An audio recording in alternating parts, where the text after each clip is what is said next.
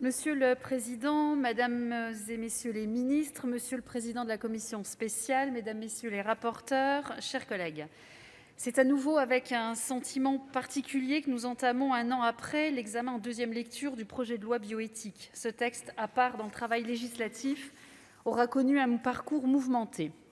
Depuis les manifestations et très nombreuses sollicitations de la première lecture jusqu'au report de son examen en raison de la crise sanitaire, nous pouvons nous réjouir aujourd'hui de voir les débats reprendre et la perspective, enfin, d'une adoption définitive se rapprocher.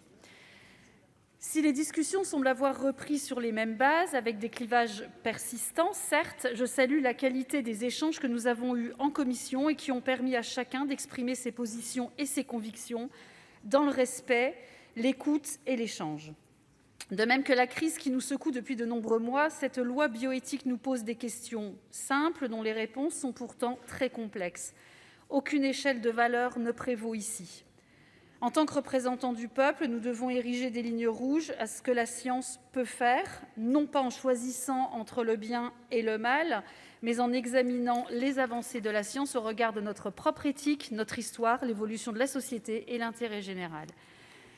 Concernant l'ouverture de l'assistance médicale à la procréation à toutes les femmes, la majorité du groupe RDSE défendra deux convictions. D'une part, la société est prête à reconnaître en son sein la diversité des configurations familiales qui la composent. D'autre part, les femmes sont tout à fait en capacité de décider ce qui est bon pour elles et pour leur enfant à naître. Aussi, il me semble primordial d'ouvrir l'AMP à toutes les femmes dans les mêmes conditions, y compris en matière de prise en charge par l'assurance maladie. S'agissant de l'article 4 sur la filiation des enfants nés d'une PMA par un couple de femmes, je suis satisfaite de la rédaction actuelle, même si je comprends que la majorité sénatoriale ait décidé à ne pas en rester là. Je ne suis pas favorable à une filiation de la mère d'intention par voie d'adoption, procédure qui créerait une trop grande distorsion avec les autres modèles familiaux.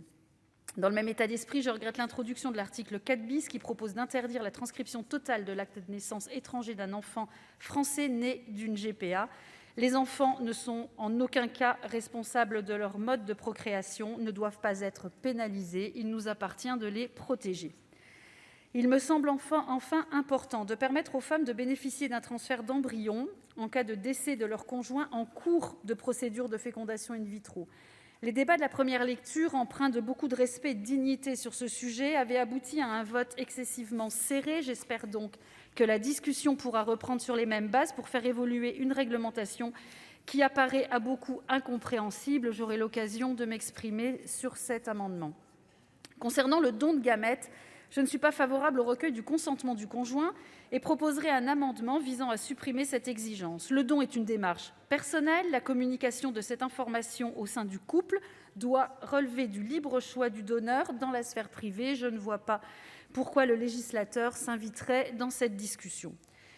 Je défendrai également le recueil, au moment du don, du consentement du donneur à la divulgation de son identité en cas de demande de l'enfant à sa majorité, afin de mettre sur un pied d'égalité tous ceux qui naîtront de cette procédure.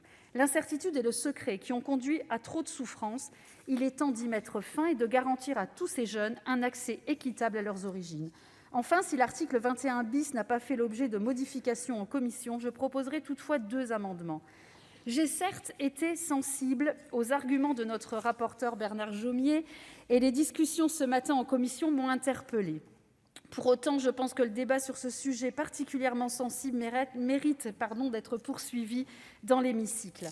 Je terminerai en évoquant un autre vote qui a eu lieu sur ces mêmes bancs à l'automne, celui de l'extension du congé paternité.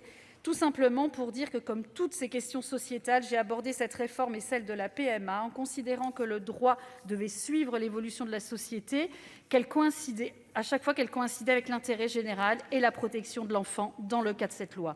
J'ai l'intime conviction que nous sommes là pour ça. Dans les deux cas, il s'agit de défendre une approche affective de la parentalité dans toute sa diversité. Cet automne, le Sénat a eu la sagesse de voter la réforme du congé paternité. Je nourris donc l'espoir qu'un nouveau consensus soit trouvé pour la loi bioéthique, tout en vous assurant que le groupe RDSE, fidèle à ses valeurs, participera à ces débats avec humilité et respect pour la diversité et la complexité des opinions. Je vous remercie.